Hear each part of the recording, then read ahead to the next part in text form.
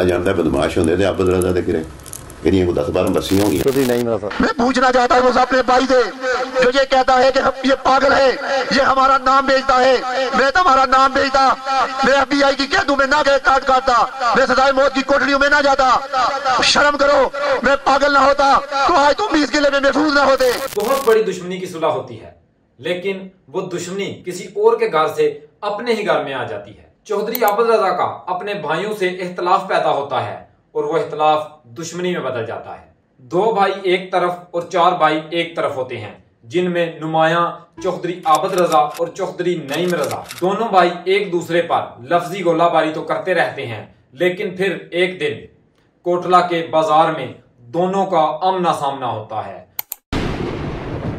उसकी वजह अपने ही वालिद की आबाई जमीन होती है। आमना सामना होता है, तलख कलामी होती है और तलख कलामी फायरिंग में तब्दील हो जाती है। जब दोनों पार्टियां एक दूसरे पर फायरिंग करती हैं तो आपस में तो उनका कोई नुकसान नहीं होता, लेकिन 2 राहगीर मारे जाते हैं।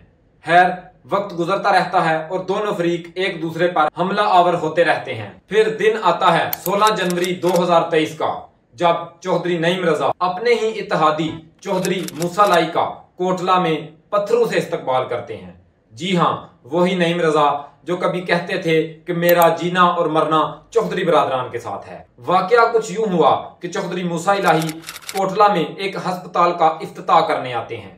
उस अस्पताल का जिसकी जमीन चौधरी अब्दुल मालिक ने दी थी, चौधरी मूसा इलाही उसका नाम तब्दील करके अपने दादा चौधरी ज़हूर इलाही के नाम पर रखना चाहते हैं। लेकिन बात जब वालिद की इज्जत पर आती है तो दोनों भाई चौधरी नईम रजा और चौधरी आबद रजा अपने माजी के तमाम इख्तलाफात बुलाकर एक हो जाते हैं और सरजमीने कोटला से चौधरी मूसा इलाही को भगा दिया जाता है। आज जिस तरह तुसी बंदूकां वालियां नूं गोटियां थले देगा कुटिया ना, इस तरह तमाम भाई एक हो जाते हैं और कोटला को अमन का गहवारा बना दिया जाता है। बंदा हरकत करेगा नईम रजा बचेगा, भाई अफोजे बचागे वाद ही नहीं बताई जाएगी।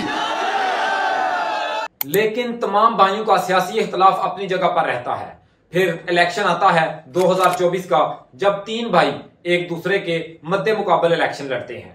चौधरी नईम रजा काफ लीग में, चौधरी शाहिद रजा PTI में और चौधरी शबीर अहमद नून लीग की जानिब से एक दूसरे के मद्दे मुकाबले इलेक्शन लड़ते हैं, लेकिन कामयाबी चौधरी शाहिद रजा को मिलती है। अब आप सोच रहे होंगे कि चौधरी नईम रजा काफ लीग में दोबारा कैसे शामिल होते हैं। जब अस्पताल का वाकया होता है तो चौधरी नईम रजा की जानिब से चौधरी मूसा इलाही और चौधरी वजात हुसैन पर शदीद तनकीद की जाती है। इसी तरह दूसरी जानिब से चौधरी मूसा और चौधरी वजात हुसैन नईम रजा पर लफ्जी गोलाबारी करते रहते हैं और फिर इस तमाम मामले में एंट्री होती है the king maker Chaudhry Shujaat Hussain की। ये दोनों पार्टियों को लाहौर में अपनी रिहाइश का बुलाते हैं और दोनों पार्टियों में तमाम इख्तलाफात बुलाकर सुलह करवा दी जाती है।